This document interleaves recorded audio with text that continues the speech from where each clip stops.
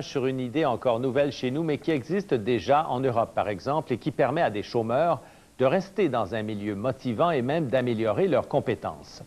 C'est ce qu'on appelle les entreprises d'entraînement, des compagnies qui fonctionnent complètement dans la fiction. En fait, qui fonctionnent vraiment, mais dans un monde virtuel. Catherine Lescope et Olivier Cageux sont allés voir de quoi il s'agit.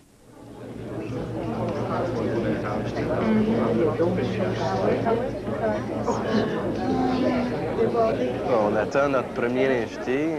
Le monsieur en question est en route, devrait arriver d'ici quelques minutes. Alors, c'est qui votre premier invité? C'est monsieur Jean-François Plouffe, l'attaché politique de la ministre Louise Arel, ministre de l'Emploi et de la Solidarité. C'est les joies d'organiser une conférence de presse. Un 100e anniversaire pour Exploration Québec.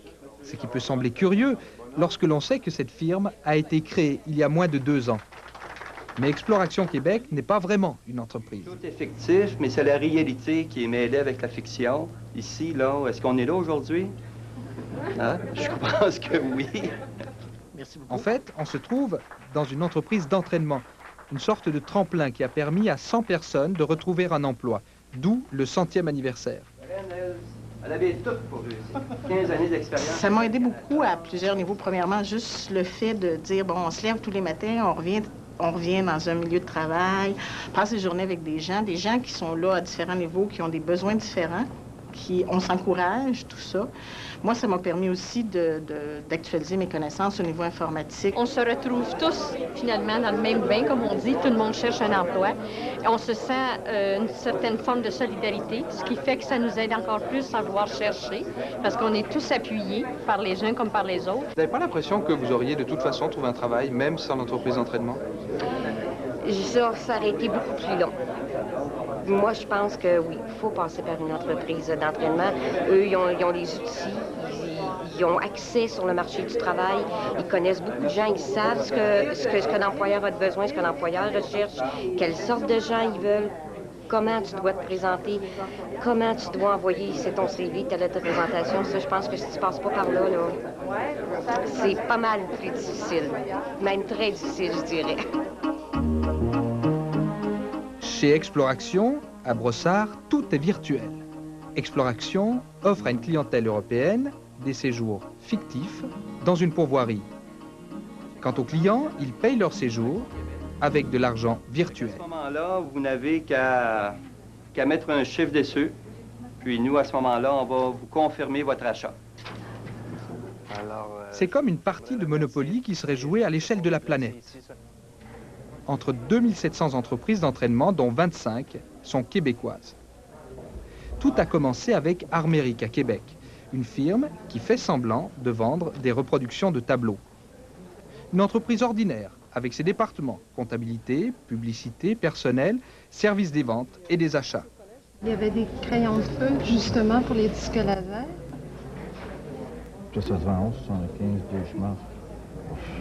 Ça va se faire la conversion tantôt, là. Le soir, quand vous rentrez chez vous, vous avez l'impression d'avoir bien travaillé ou d'avoir fait semblant de travailler? Non, d'avoir travaillé. Oui, parce qu'on apprend beaucoup. On apprend beaucoup, vraiment. Que ce soit au niveau des logiciels, que ce soit au niveau des achats. Il y a des choses qu'on apprend ici parce qu'on travaille au point de vue international également. On vend virtuellement, autant on achète virtuellement aussi.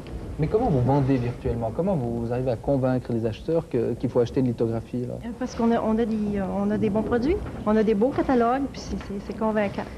Alors, quelle est la différence entre une facture virtuelle et une facture réelle? Il n'y en a pas de différence. La seule différence, c'est que le produit qui est sur la facture n'est pas livré. Donc on paye, mais on ne reçoit pas l'œuvre, alors c'est ça? C'est ça. Celle-là, je la trouve extraordinaire, avec le château de Frontenac. Les œuvres vendues virtuellement par Armérique existent réellement. Ce sont des reproductions d'artistes québécois et canadiens. On les retrouve chez Encadrement Sainte-Anne, un grossiste en décoration. Je pense qu'ils aimeraient. Une scène d'hiver, peut-être, hein?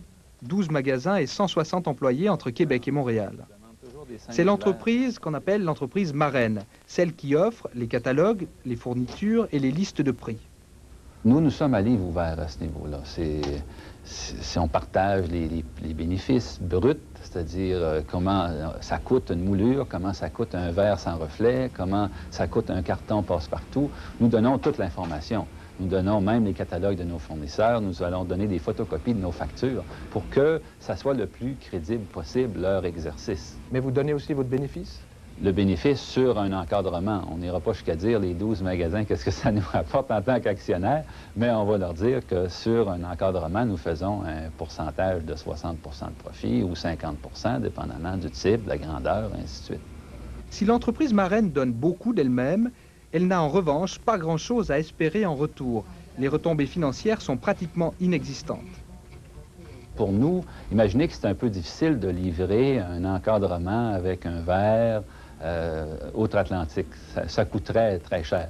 Mais si on parle d'entreprises qui sont dans le domaine du tourisme, puis distribuent auprès de 25 000 participants dans le réseau européen de la publicité sur des excursions dans le Grand Nord québécois, c'est sûr qu'il y a un Européen quelque part qui va développer le goût de venir au Québec. C'est plutôt une promotion de ce niveau-là.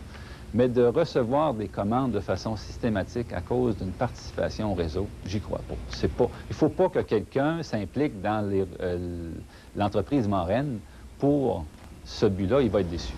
OK, tu vas-tu m'envoyer ça super roche, s'il te plaît? OK. Je t'en remercie. Vous avez besoin d'une confirmation par télécopière?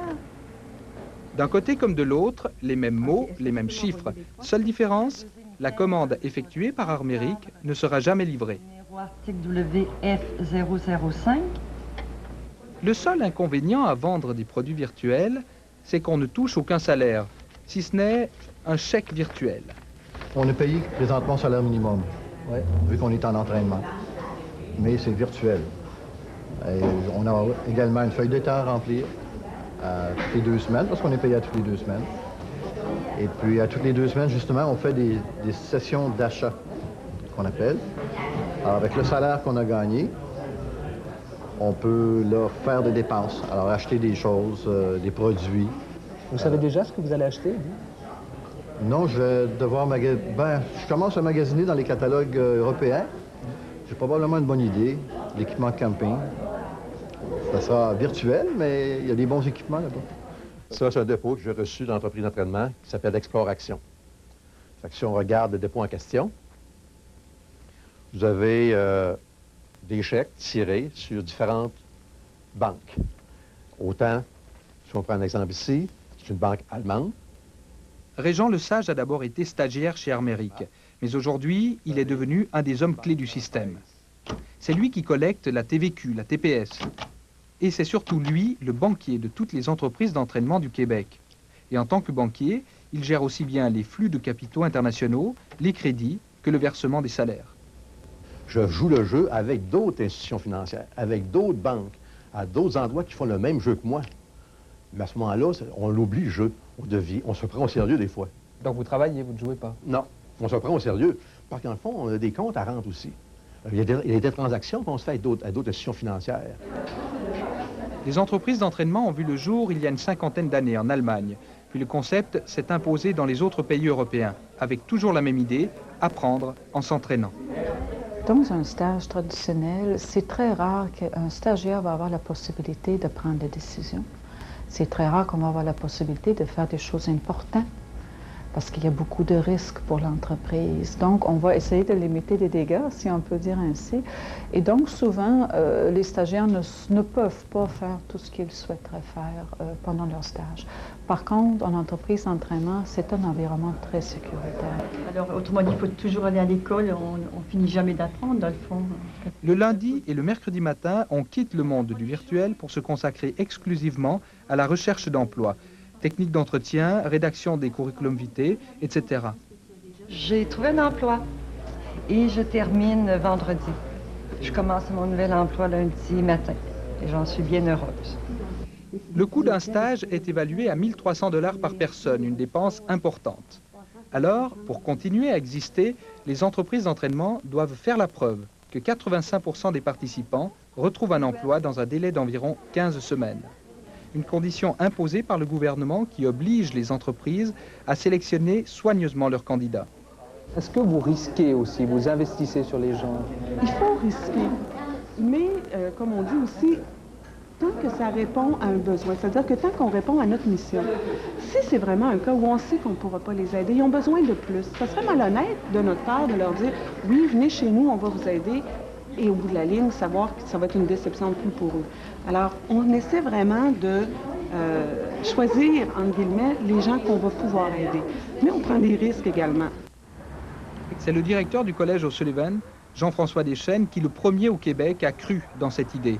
Mais la mise en œuvre n'a pas été facile. Il a dû convaincre passablement de monde avant qu'Armérique puisse voir le jour. Quand on a entendu parler du concept, on est allé en France, on s'est familiarisé avec le concept, on est revenu au Canada. Alors, je suis allé au ministère de l'Éducation, je suis allé voir la SQDM, puis les gens n'étaient pas intéressés au concept. On m'a envoyé au fédéral, voir DRH, Développement Ressources Humaines Canada. Et on m'a accueilli à bras ouverts, ils ont trouvé la mesure intéressante et ils ont financé, ils ont accepté de prendre le beau risque. Ironie du sort, c'est aujourd'hui le provincial qui a hérité du dossier. Du coup, les 25 entreprises d'entraînement du Québec ont une année pour faire leurs preuves, pour montrer que les 4,5 millions de dollars qu'elles reçoivent annuellement sont un investissement rentable pour la collectivité. Si ce n'est pas le cas, le projet disparaîtra.